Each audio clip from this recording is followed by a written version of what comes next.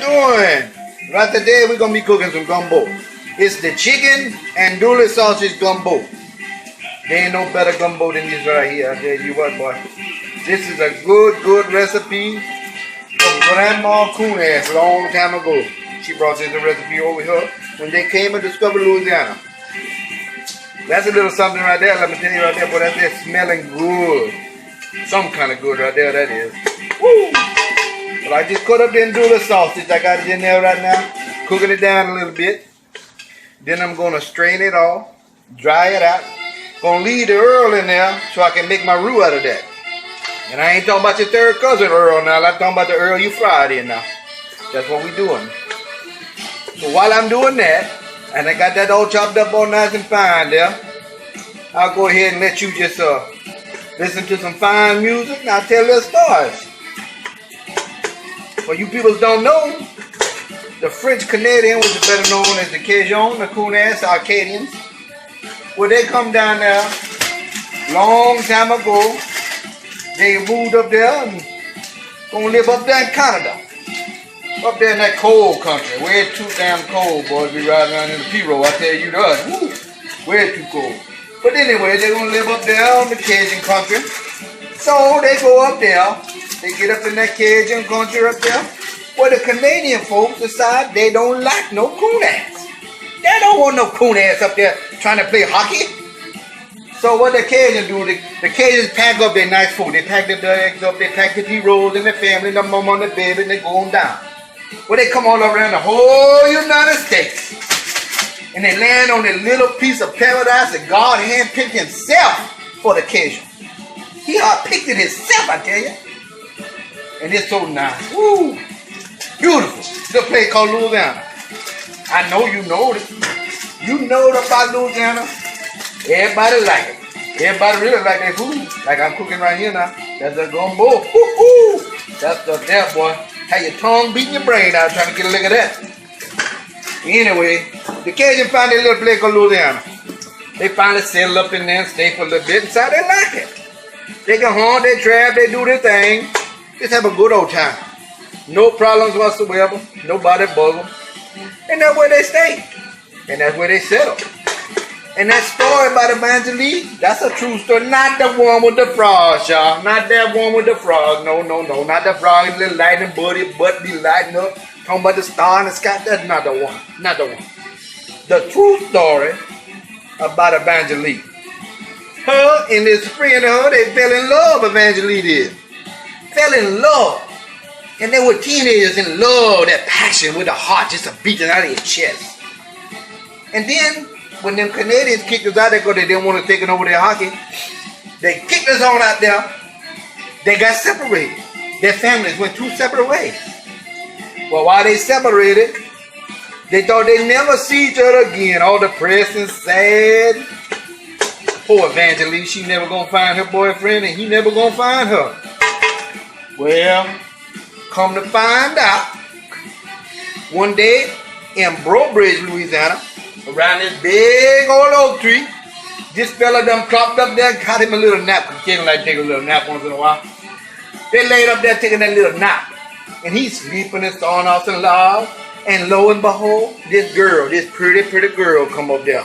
She walked right up there to him and she think, I know that fella. I think I seen that fella before. Sure enough, that fella woke up and looked from his nap. That was Evangeline. It was match made in heaven. They found each other in Brobridge, Louisiana. I've been there. I've been in that oak tree. Didn't find no Evangeline. But I was there.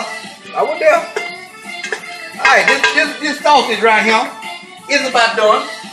We're going to go ahead and strain it off. Get it good and strained off now. That's what I'm fixing to do right now. Go ahead and put it over here and drip it out a little bit. Get that Earl off of it. Not your cousin Earl now. Gonna be kissing his sister. I'm talking about the Earl right here that's in here. I'll be cooking this in. Not that nasty old beefy Earl. Just here's some cooking Earl. It's good. So that's what the Earl that's left in there with a little bit of flour. That's what I'm gonna make my roux. Joe, you don't know what a roux is. It's not no damn kangaroo. It's not something from Winnie the Pooh. It's a roux. It's like a base, a paste. And I want to get it nice and chocolate brown, sometimes a little caramel. Get it looking nice. Woo! make it look good. And it tastes good too. That is the base of your gumbo. You ain't got a good roux, you ain't got a good gumbo. And that ain't no lie. I wouldn't chit you my favorite turd. I'm not gonna lie to you.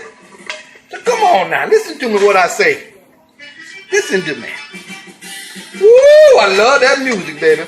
Ain't nothing better in the world than cooking some Cajun food and listening to some Cajun. Well, there is one thing better in the world, and that'd be eating that Cajun food, listening to that Cajun music. I tell you what there. Woo, that what that be. Man, oh man. Well, while I strain this out and get ready to start my roux, I'll be right back, okay? I told you we'd be right back. We back now. That roux is about done. Look at that roux. Ooh, that roux looking good there. Looking real good. Got the sausages looking good. We finna start that mixing it up, making the gumbo. That's what's next. What I'm gonna do now, I'm gonna put these fine gumbo vegetables in there. Got to mix them up in there too. Get them all mixed up in the roux. Right in there with it. Get it all mixed up, make it smelling good in the house, tasting good. You know what it's like. Woo, woo. Flinging it everywhere, flinging it everywhere. If it ain't all over you, you ain't doing it right. Gotta get it up in there now. So we get all these vegetables up in there. So gumbo is got to have your vegetables. Yes, get the vegetables in there cooking like that. Man, that's some good vegetables there. Now we're gonna add chicken stock, which is also known as like chicken broth, chicken stock, whatever that is. I don't mean like the stock market, I mean the chicken stock. Put that in there. That's 4 cups. Here's 2 more cups. So a total of 6 cups we're gonna put in there, y'all. That's gonna make it taste real good. Give that good chicken flavor. You put all that in there. Now we're gonna mix that up a bit, along with the roux. And you do the same thing if you can make seafood gumbo, chicken gumbo, just call straight up sausage gumbo. But the seafood gumbo a little bit different. You're not gonna put the chicken in there. You still can put the sausage. You put some oysters in there. You put some shrimps in there. Got to have the shrimps. And you can even throw a little crawfish in there if you want to. Ain't nothing wrong with that. Put a little crawfish in there, little mud bugs, make it taste right, boy. Tasting good, good, good. I tell you what now. So I'm gonna bring that up there, bring it up to a little bit of a boil. Get it to burn just a little bit. When it starts burning, you'll be good to go. Woo! It don't take long to make this either. It don't take long at all. The preparation is the longer part, and then let it simmer there cook. You gotta cook it real good, get the flavor in there now. But that's what we're gonna do now. I'm gonna bring up the boil. As soon as it starts to boil, I'm gonna put my sausage in there, and then I got a rotisserie chicken. I'm gonna take that rotisserie chicken apart, and I'm gonna put their pieces in there. Then, after that, you're pretty much done. Other than I'm gonna add the bay leaves, some red pepper, a little bit of celery, and then at the end, right before you serve it, you're gonna put some gumbo filet on there. Okay, just sprinkle that right across the top. Woo, it's so kind of good, I tell you, there, boy. Oh, my mouth watering just think about it. And here it is, lunchtime. I'm gonna put my bay leaves in there. 3 bay leaves, mix them up in there real nice. Look at there, look at there. Woo! That's nice right there. Alright then. Well, I'm gonna get this boiling and I'll come back and I'll show you when it's done, alright now? We'll see you in a little bit. Okay, I told you to be right back now. We back now. This has been boiling. I done got all the vegetables in there. I got the roux in there. I got my chicken stock in there. It's boiling real good. So now I'm fixing to add the sausage in there. Gonna put some andouille sausage from Opelousas, Louisiana. That's where that sausage come from, boy. That's the best kind of sausage. Woo! Andouille sausage. That's some good sausage right there. Love that sausage. That make a lot of the flavors, that sausage. Don't just put like a kielbasa or anything like that. And don't be chopping up no weenies and sticking in there either. It's got to be some good sausage to make it taste good. Andouille sausage is the best. Unless you got some boudin. Now that's a whole nother story there. Woo, boudin. I don't know if that boudin is some kind of good, man. So we got this cooking up right now. I'm going to let you take a little peek at it. How that look right there? That look good, don't it, y'all? Woo! It's gonna thin out as it cooks all day. I'm gonna let it cook till this afternoon. You don't have to, but I'm going to. I think the longer it cooks, the better it tastes. Okay, now I'm gonna add my rotisserie chicken, whole rotisserie chicken. I done deboned him. So now he's gonna go in the gumbo. That rotisserie chicken is good too. Got it from that Publix, same thing. I call it Publix, some people call it Publix. Anyway, I got it from Publix. They got the chicken up there. This is the Mojo chicken. They got a little bit of spices in it. It tastes real nice. Nice and spiced up good. And that helps out with your gumbo too. But I just bring it home and debone it. That way you ain't got to cook the chicken and do all that. You just make it simple for you.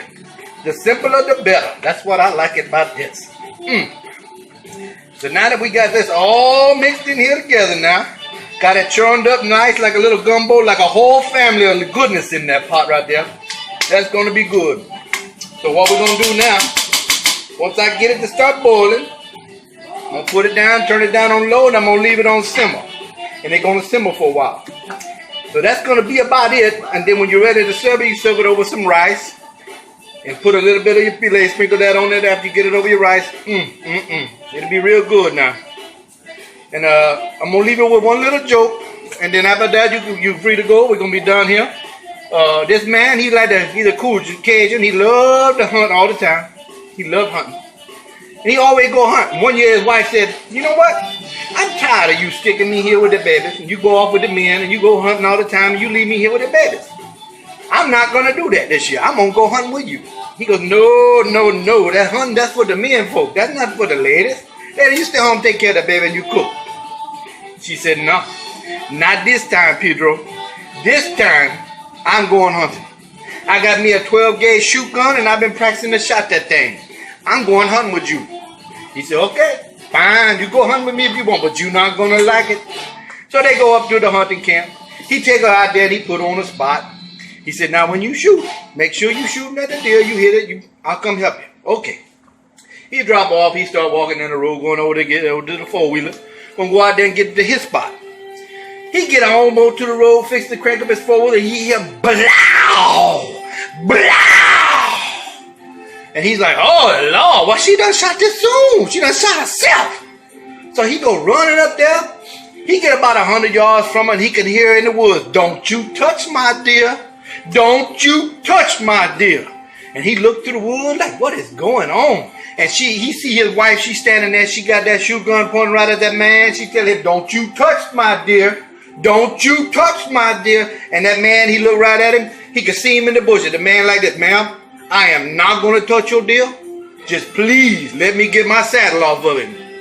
That's all we got here for this Cajun cooking and gumbo. You have a good time. Keep on cooking, keep it nice, and keep on being happy. I'll talk to you later.